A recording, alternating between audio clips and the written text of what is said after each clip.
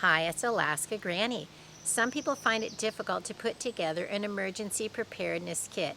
It doesn't have to be complicated and it doesn't even need to cost a lot of money.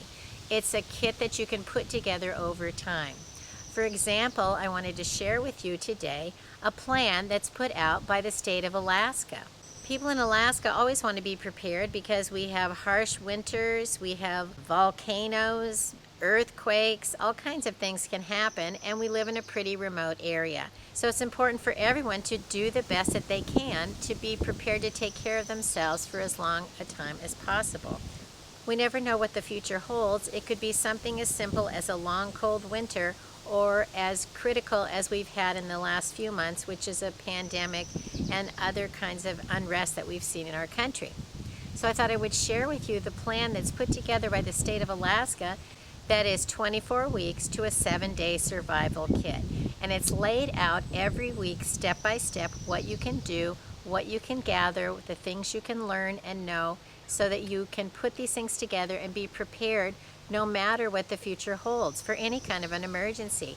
Almost every emergency requires the same type of supplies. We all need food and water. We need warm clothing and shelter.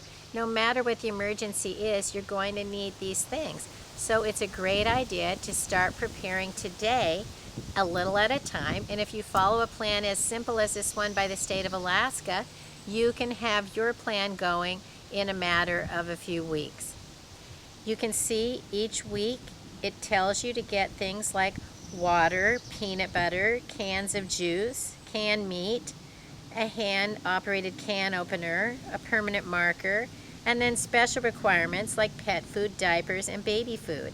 It also gives you things to do. Date the perishables with your marker. Decide on your out-of-area contacts that you can coordinate because most of us have scattered family members. What also happens in emergencies is cell phones may not work to call locally, but you may be able to call out of the area because the circuits become clogged. So always have someone who's an out-of-the-area coordinator that you could get a hold of who could help you notify people that you need to and help you connect with each other if you can't get a hold of each other locally.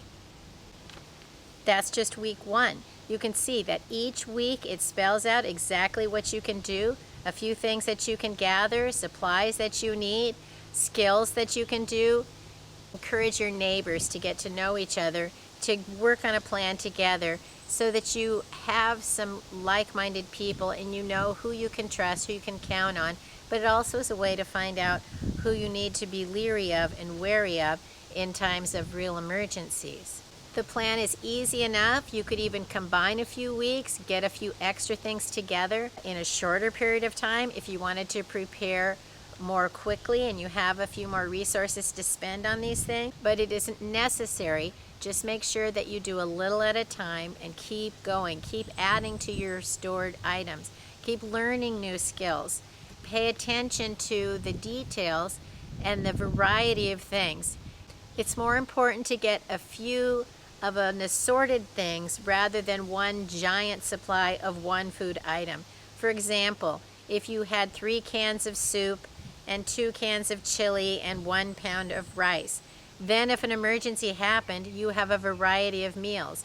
If all you had were 40 pounds of dried beans and that was all you had, you could have a problem trying to make meals in a hurry with limited resources in times of hardship and making any kind of a variety out of that as well. So always make sure that you're getting a variety of foods. Don't start with just a huge quantity of one item in case an emergency comes along tomorrow. It probably won't, but it's better to still be organized, prepared, and vary the items that you have on hand. You may find that your state also has a plan, and that's something that you could look to as well that would be suited to the types of emergencies that may happen where you live. Wherever you live, whatever your circumstances, it's so important that we be prepared. We don't know what the future holds, but we know hard times come to everyone. Wouldn't you like to get your supplies together, plan for the future no matter what it brings? Make an emergency preparedness plan, even if it's as simple as this one from the state of Alaska. and you'll be able to face the future no matter what it brings. If you enjoyed my video, I hope you'll share it with someone else who might enjoy it. Learn more at alaskagranny.com, and please subscribe to the Alaska Granny channel.